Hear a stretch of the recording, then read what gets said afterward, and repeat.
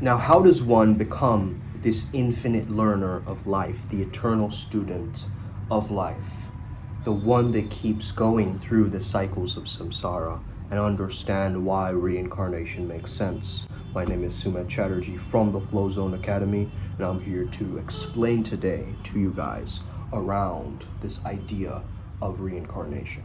Now, mostly reincarnation is defined by the Hindus, the Jains, the Buddhists, and so forth. Reincarnation isn't necessarily a concept in modern Christianity, but the Gnostics do believe in this idea around a cycle, okay? And we've seen the cycle of life represented as an Ouroboros, or a snake eating its own tail, and which is the symbol of Kaimatika too, so it's very, very interesting. The Hindus believe that the physical universe is an illusion. It is referred to as Maya. Then there is the birth, death, rebirth cycle, which is called samsara. This is the same in Buddhism. They have the samsara cycle. A lot of mandalas you might have seen with that symbol.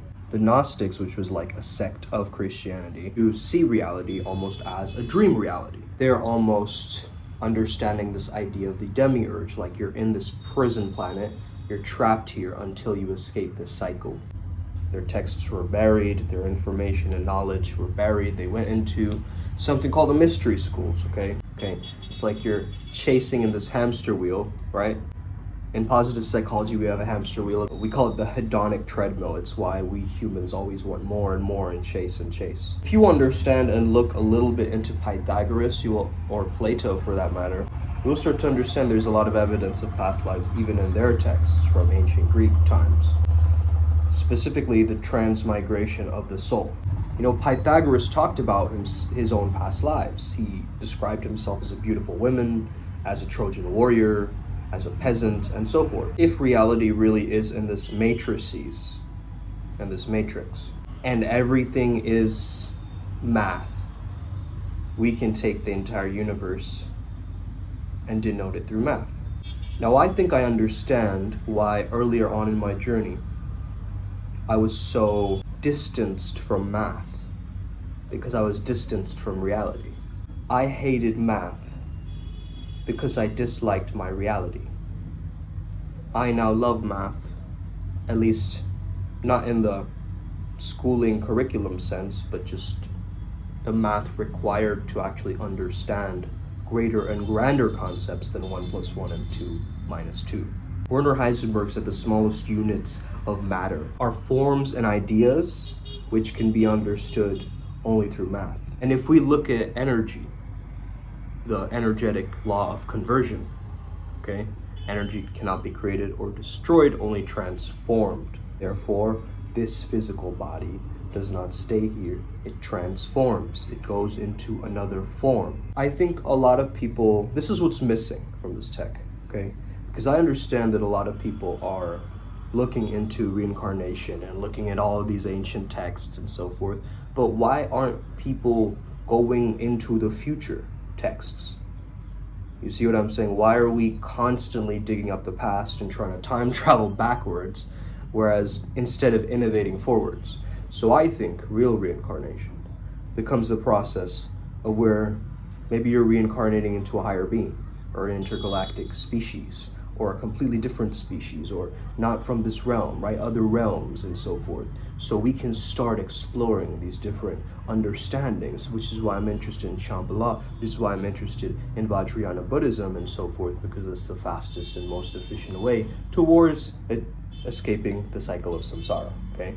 And that sleep-wake cycle, you could say, is that, and that is also the flow cycle, but we have to admit to ourselves that this is happening to us, and this illusion is there, but we will choose to remain centered as the chaos is happening around us. If you looked at each soul as a math node, that is a containment of information, and these codes are codes of countless lives that you've lived.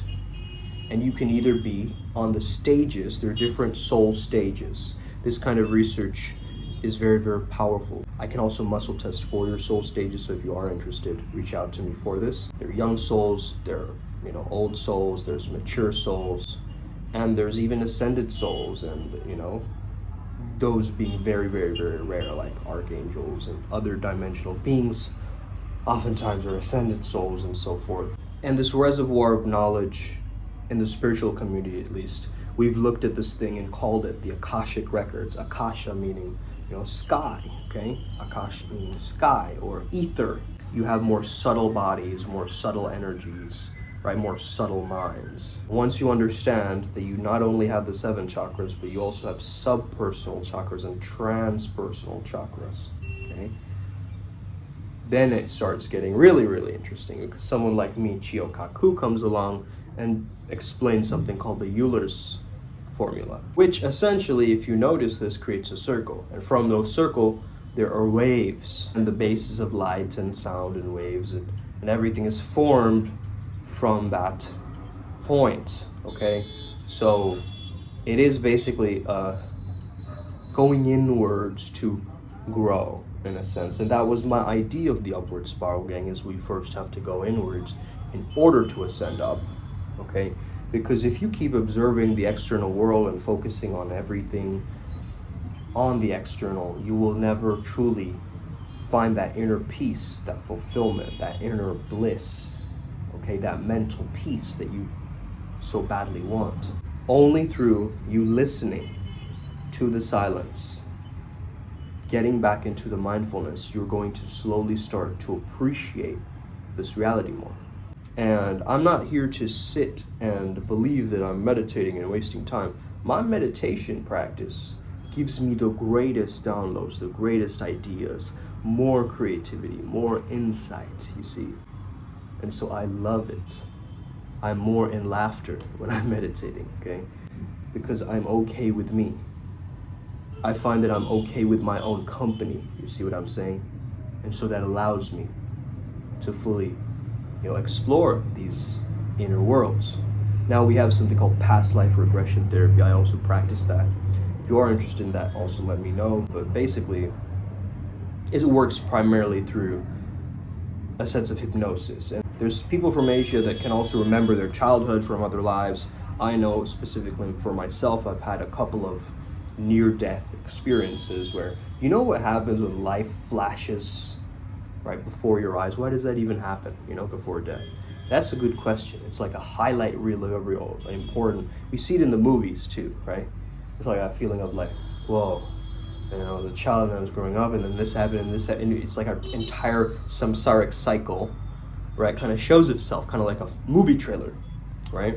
And then we pop out of this physical body, I'm guessing, and we go into a new vagina, okay, new womb. If you ever watched the movie, by the way, Enter the Void, they show like a cycle of like a soul either floating around in limbo, searching for a new body to inhabit, okay? Because they haven't fully learned their samsaric lesson yet, okay? So the Hungary ghost realm and so forth in Buddhism. But really start to understand that this book is going off of the Tibetan Book of the Dead, okay? And it's more so, it's a very trippy artsy movie about DMT and so forth, but try and understand that afterlife equation that they prescribe in that movie, because I really like that. And if you're ever interested about afterlife stuff, also check out Raman Nazir. I've mentioned it before in a past life video. His theories of past life, is amazing. What happens after you die, those little comics. And why do we even care? What's the point of thinking about these things? I think once you figure out that piece around reincarnation, this life will be more vibrant, will be more rich, because you understand that you start to remember again all those lives that were lost. You have these muscle memories, these weird twitches, these, sudden pulls towards different cultures to learn about them. Why? Why do you suddenly feel this random pull towards this culture? Or when you listen to a song and you get a deja vu. Explain deja vu to me.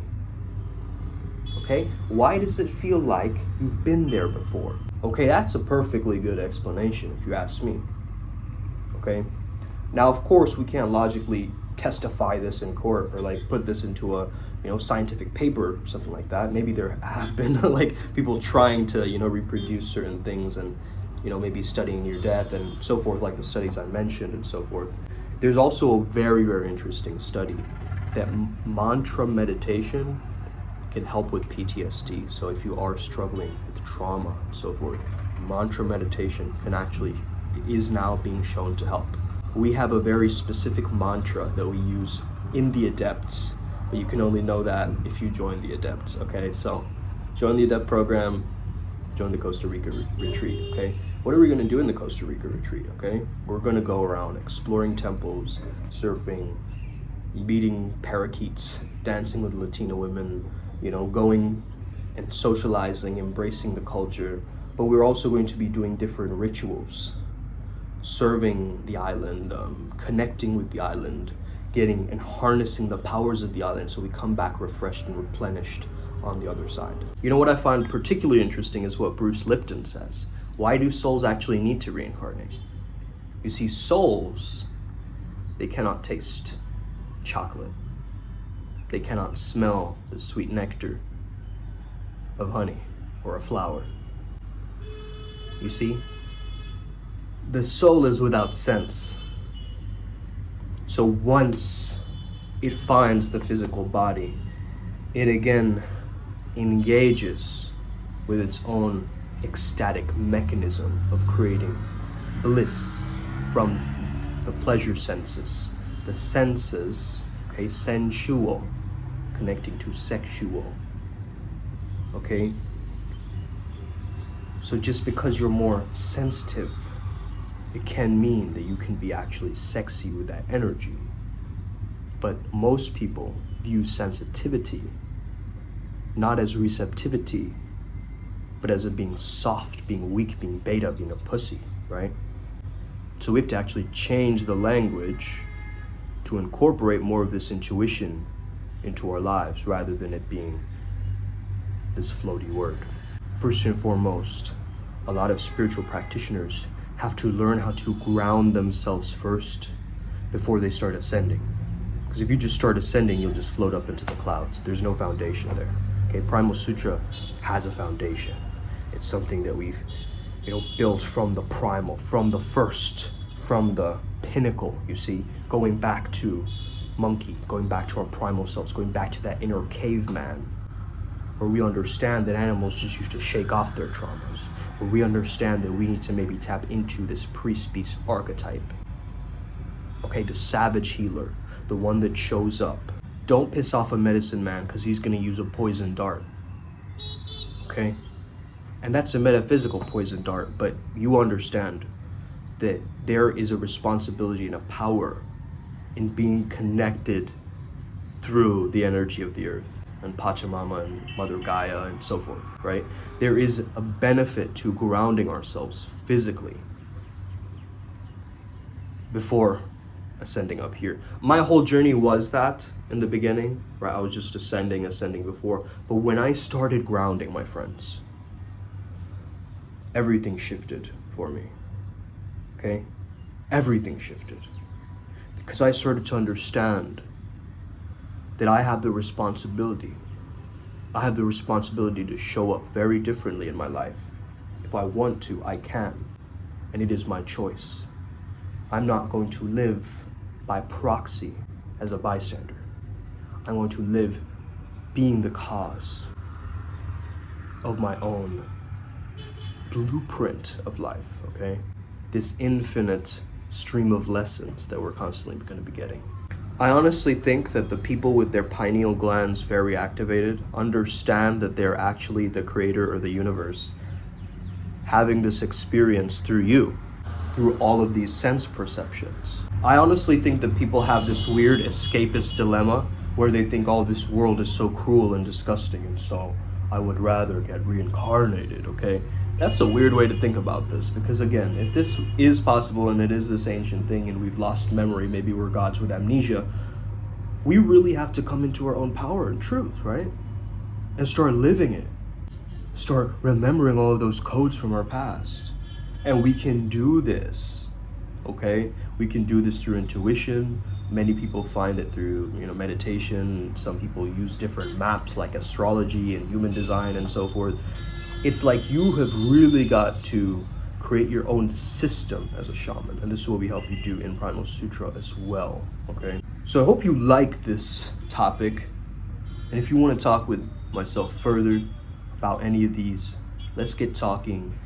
Let's get you into some of these free calls where I channel and my facilitator Ryan G helps me to hold space, or at least the deity to hold space, where you can actually watch how that happens and you can maybe break that down using your own tech. You know, I'm not here to sit here and just be the channeler and expert and everybody else is learning, because separation is the matrix, my friends. The more you get reminded of your fragmentation, you are separated, you don't belong with anyone, that is the programming of the matrix. It wants to remind you that you're not one, that you're not in unity with the divine, with the all. So that's just a reminder for you to clarify. Just make yourself sharp, okay? Get yourself activated. You know, I'm getting a lot of great compliments recently coming from people, so thank you so much. Appreciate all of you. Have an incredible day. May the flow be with you and stay legendary. Let's get it today, Upward Spiral Gang. May we never be the same again.